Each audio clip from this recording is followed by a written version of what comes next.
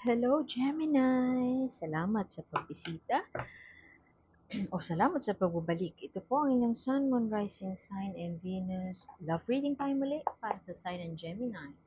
Kunin nyo lang po kung ano yun. Nakarelate kayo, tapon nyo yung hindi. Kung hindi nakarelate, okay lang yan. Maaaring ang susunod na reading ang siyang makakarelate tayo. Pero naniniwala ako meron at merong dahilan kung ba't tayo napadpad dito. At maaaring iyon ay sa mensahe ng isang card, dalawang card, o ng oracle card. So, tignan natin yung bottom ng deck. Focus. Oh, quick message para sa'yo. Focus. Kung ano man pinagdadaanan mo ngayon, Gemini, mag-focus ka. Pero maganda na may lovers dito. You are making a choice. Pwede din na nagkakaproblema tayo sa kaperahan. Nagkakaproblema tayo sa paano i-sustain ang household. Pero the love will keep you alive. Yun yung naririnig kong message. Love will keep it alive. All is good. Pwede ding all is fair in love and war. Uy, merong tao dito na I'm not sure kung meron ka bang anak na teenager, nagre-rebelde siya. Pwede din yung iba sa inyo ay merong karelasyon na mas bata sa inyo at hindi kayo magkaintindihan when it comes to money.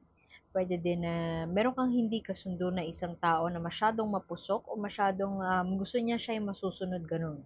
O kaya pasugod siya palagi. Meron siyang gustong mangyari na fierce ang kanyang energy, Gemini. Kung ikaw gamit mo ang utak itong tao na ito na nasa paligid mo, I'm not really sure, may bata siya na energy. So, pwedeng anak mo yan na teenager. Pero pwede din na in a relationship ka sa mas bata sa'yo at meron pa siyang padalos-dalos na energy. Ah, alam mo, lagi ko ito nakukuha sa Gemini. Merong isang grupo dito. Pwedeng religious group, magkaiba kayo ng pinaniniwalaan, so doon ang gagaling yung issue nyo sa relationship nyo. Pero pwede din itong barkada. Yung grupo na yun pwedeng barkada ng karelasyon mo o ng kasituationship mo. Pwede din itong family ng kasituationship mo. Medyo may oppressive energy with this in reverse. Medyo pwede siguro magkaiba kayo. Iba sa inyo, magkaiba kayo ng background with your karelasyon at yung family, o pwede magkaiba kayo ng culture, magkaiba ng social status. Yung family o barkada, whoever this group is, maaaring hindi sila totally, hindi nila sinasabi na ayaw nila sa'yo.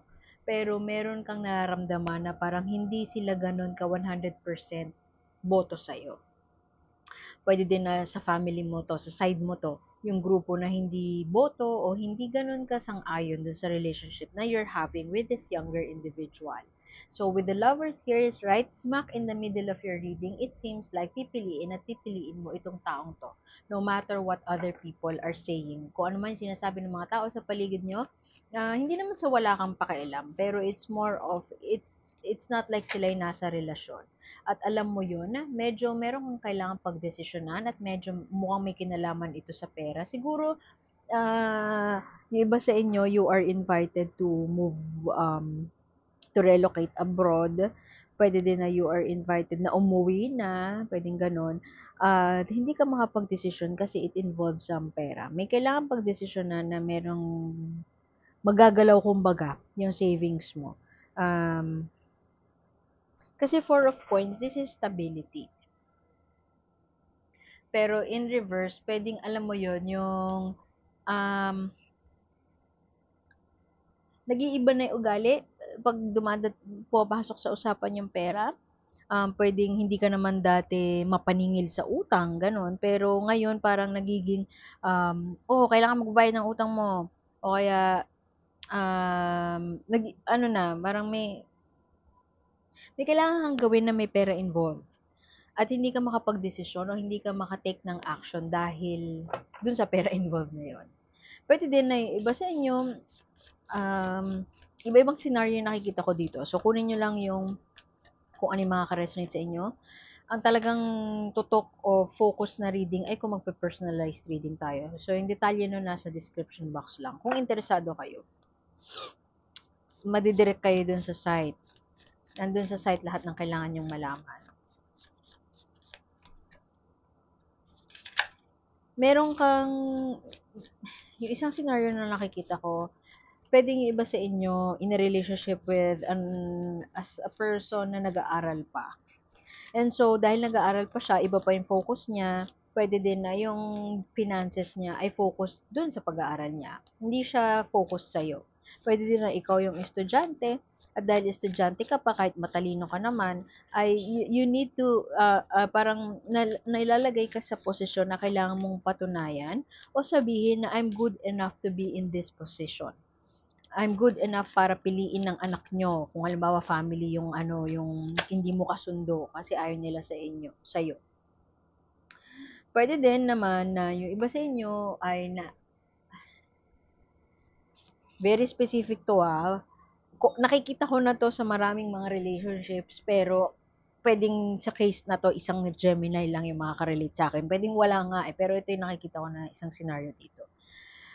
Yung karelasyon mo, halimbawa, example lang 'to, puwede din na babae yung chick boy. Yung meron kang karelasyon or in a situationship na chick boy. Puwede din na player yung babae siya, player, ganyan. So, bahala na kayo sa gender. So, may reputation itong tao 'to na chick boy siya. So, yung mga tao sa paligid niya hindi naniniwala dun sa relationship na meron kayo, na seryosohan 'tong inyo kasi nga chick boy siya. So, puwede din na totoo ngang chick boy siya at alam ng mga tao sa paligid niya na niloloko ka, puwedeng gano'n talaga. Pero ikaw naniniwala ka na there's something true and honest and real sa relationship niyo. And so, pinaglalaban mo itong relationship na ito. Maaaring yung mga forces, external forces ay kumbaga pina-prompt ka na makipaghiwalay na o itigil na 'tong kalokohan na 'to kasi wala namang patutunguhan dahil chick boy nga.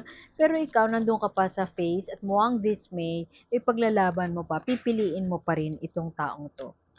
Puwede din na kayo kayo nga tapos may repyo nga siya na or naloko ka na niya dati, pero at the end of the day, you would work hard and pagsusumikapan mo ang relationship na ito. Hindi susuko si Gemini at all for ano siya, emotional fulfillment. Kasi alam talaga ni Gemini, alam mo talaga na itong bagay na 'to ang siyang nagpapaligaya sa'yo and it doesn't matter kung anong sabihin ng ibang tao. Willing ka to work hard and to persevere, para patunayan na itong relationship na 'to, it is real and it is, true.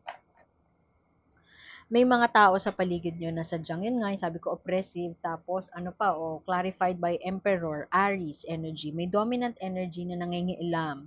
May mga kung ano-anong sinasabi ng mga tao sa paligid niyo. May mga hindi ayoko sabihin na Romeo and Juliet siya, kasi laban talaga yung dalawang yun, para patunayan yung love nila. Pero ito kasi ang nakikita ko dito sa scenario na 'to, it's either ikaw, isa sa inyo lang, yung parang willing to do the work. Yung isa parang tinanggap niya na gano'n siya talaga, pero chill lang siya na parang i-enjoy lang natin kung ano yung meron tayo. Hindi naman gano'n si Romeo, 'di ba? Pero yun, may mga tao sa paligid niyo na dominant, puwedeng manipulative, puwedeng controlling, puwedeng sinususulan yung isa sa inyo, puwedeng yung partner niyo, pero puwedeng sa side niyo 'to nanggagaling, Hindi ko alam kung kaninong side nanggagaling. So, kunin niyo lang kung ano yung magre-resonate. Isa sa inyo, yun nga, may grupo, family, puwedeng religion nga, na ang daming input, alam niyo yun, unsolicited input tungkol sa relationship. At nakakaapekto siya pero pinipili mong hindi maapektuhan. Itong emperor na 'to, very stricto 'to. Kung hindi manipulative o controlling, stricto, sobrang stricto niya. Puwede kasing strict yung parents nung karelasyon mo at marami siyang, sinasabi na walang patutunguhan 'yan, manloloko yung anak ko, may sakit yung anak ko, gano'n. Alam mo 'yun? Nakikialam sila doon sa choice niyong dalawa. Pero magaganda yung cards na lumabas. Kung sino man yung hopeful at ipaglalaban ang relasyong 'to, maganda yung lumalabas sa cards. Kasi Ten of Cups, emotional fulfillment, a life well lived with this person, pasaway man siya o hindi, magiging masaya ang pagsasama ninyo.